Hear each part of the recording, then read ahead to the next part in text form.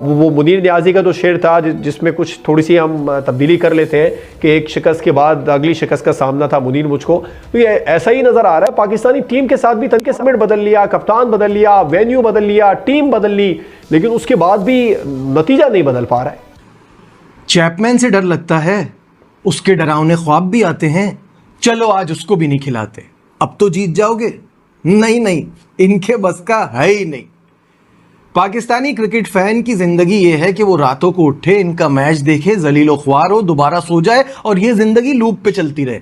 कि एक ऐसी टीम जो कि बच्चा टीम जिसको मैं कह रहा हूं, जिसके लिए लड़के पूरा करना न्यूजीलैंड के लिए मुश्किल हो रहा है।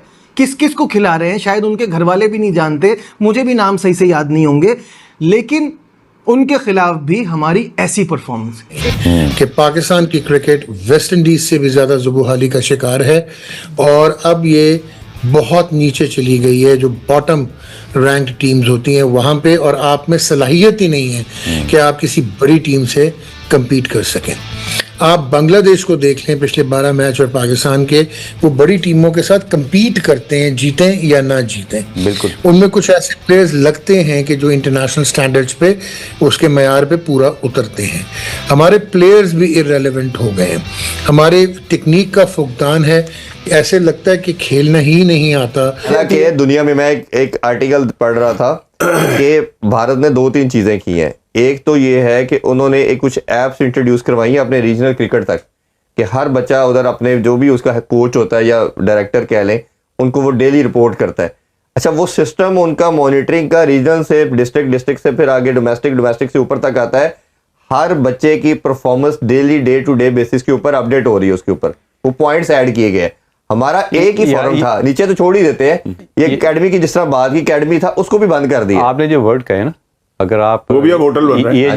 ये जो लड़का प्लेयर खेल रहा है न्यूजीलैंड के लिए, अब्बास, मोहम्मद अब्बास जी, उसने भी तो यही बात की कि प्लेयर को फॉलो अप करना, उसकी केयर का फॉलो करना, उसकी न्यूट्रिशन प्लान करना, उसकी डेली रिपोर्ट देना, वीकली प्लान देना, फिर मंथली, फिर long term and short term जो उनको आपने बेंचमार्क सेट किया होता है, उसको मॉनिटर करने के बाद उसका जो इन्हांसमेंट का लेवल है या क्विक लर्निंग कितनी है, उसको रिपोर्ट करना, ये वो सारी चीजें होती हैं जिसको पाकिस्तान वे बिहाइंड है, अभी बहुत पीछे है। आप गलत कर रहे हो कि मेरे जैसे आप क्रिकेट कोचिज को आप साइडलाइन पे कर रहे हो, आपके सिस्टम की बहुत बड़ी गलती कर रहे हैं। अच्छा, अब कोशिश करते हैं कि टीम पे भी बात करते हैं और जो दूसरे फैक्टर हैं उन पे भी हम ग्रेजुअली बात करते रहेंगे। सबसे पहले थोड़ी टीम पे डिस्कशन कर लेते हैं। हम T20 हारे और हमने नए लड़कों को चांस दिया। पूरी दुनिया का, मैं अक्सर इस पे बहुत ज़्यादा बात करता हूँ कि दुनिया में जब किसी बच्चे को खिलाया जाता है तो होता ये है कि आपके 11 प्लेयर हैं तो 1 या 2 को डेब्यू कराया जाता है, 8-9 सीनियर होते हैं और उसको वो लेके चलते हैं। जब 8-10 मैचेस में वो दिखता है कि पक्का हो गया है, ट्रेंड हो गया, फिर इसी तरह एक सर्कल चलता है। अच्छा, वो होता कब है? जब आपके सीनियर रेस्ट करने को तैयार होते हैं सिस्टम के अंदर, वो उनको मालूम होता है कि हमने बच्चे को तैयार करना है। जो इंटेलेक्चुअल डिसऑनेस्टी की मैं बार बार बात करता हूँ, हमने 4-5 साल ना बाबर ने रेस्ट किया, ना शहीन ने किया, ना नसीम ने किया, ना रिजवान ने किया। इन्होंने किसी बच्चे को अपनी जगह दी नहीं। अब उस्मान खान पिछले 1.5 साल से टीम के साथ ट्रैवल कर रहा है क्योंकि रिजवान बाहर नहीं बैठता, वो सेकंड कीपर के तौर पे खेलता ही नहीं है। हसीबुल्लाह अगर आप कहते हैं कि जी एक विकेट कीपर उसकी जगह नहीं बनती, तो मैंने इंडियन की मॉडर्न क्रिकेट में 4 विकेट कीपर अभी खेल रहे हैं। देखिए राहुल खेला इकट्ठा, उसके साथ रजत पंत खेला, खेल रहा है, ईशान किशन खेला, टीम का धोनी एक ही टीम में थे। सैमसन अभी आपकी टीम का परमानेंट फीचर है, 4 कीपर तो भी उनके हो गए। तो मेरे कहने का मतलब अब ये हमने जब डेब्यू कराया तो हमने 5 बच्चों को इकट्ठे डेब्यू करा दिया। अब वो 5 बच्चों को डेब्यू कराने का मतलब यही था कि that is written on the wall के पाकिस्तान हारेगा। कोई ये सोच रहा था, ठीक है, वो होना ही होना था। ये बच्चे चले, ये हो सकता है कि 6-8 मंथ साल बाद ये मुसलसल खेले तो फिर आप कहेंगे इनसे विक्ट्रीज आना शुरू होंगी, अभी फौरन से नहीं आ सकती। ये क्या अप्रोच है? ये जान के किया जाता है इस अवाम को बेवकूफ बनाने के लिए कि जी देखे जी पहले चांस ना दिया तो 5-6 को दे दिया और फिर जी गिर गए सारे। देखिए, होता ये है कि सिर्फ हम देखते हैं कि जी कौन से प्लेयर प्लेइंग का पार्ट है, और जो ड्रेसिंग रूम शेयरिंग और थ्रू ड्रेसिंग शेयरिंग एक्सपीरियंस के थ्रू प्लेयर डेवलपमेंट भी एक पार्ट है। कि अगर मैं 0 पे आउट होकर होता हूँ तो मेरे पास एक जूनियर बैठा है तो मैं उसको रीज़न बता रहा होता हूँ कि मैं क्यों आउट हुआ, यार मेरे से ये गलती होगी, फ्यूचर में ये ऐसी गलती नहीं करूँगा। यार कई दफ़ा होता है कि आप दूर की गेंद को शॉट मारते हैं तो बाहर आके रियलाइज़ करते हैं आपके, यार मुझे अभी दूर के बॉल को शॉट नहीं मारना, थोड़ा टाइम लेना चाहिए।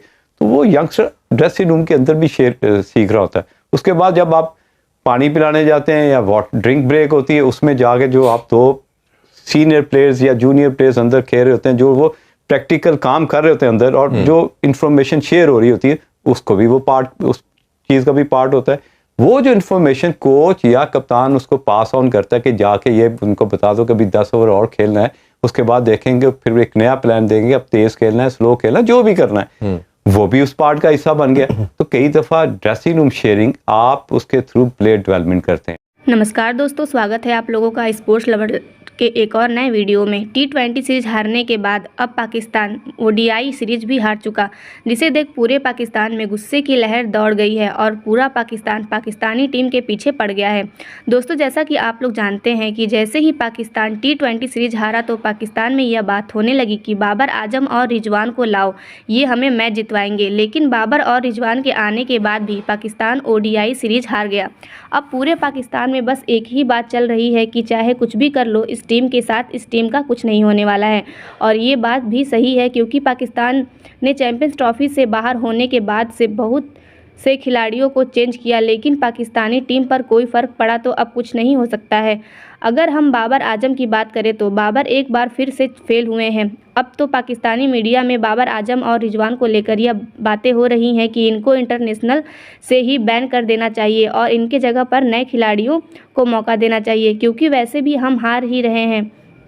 तो दोस्तों, पाकिस्तान की इस हार पर आप लोगों की क्या राय है, कमेंट करके ज़रूर बताएं। अगर आपको मेरी वीडियो अच्छी लगे हो तो वीडियो को लाइक और चैनल को सब्सक्राइब ज़रूर करें। धन्यवाद।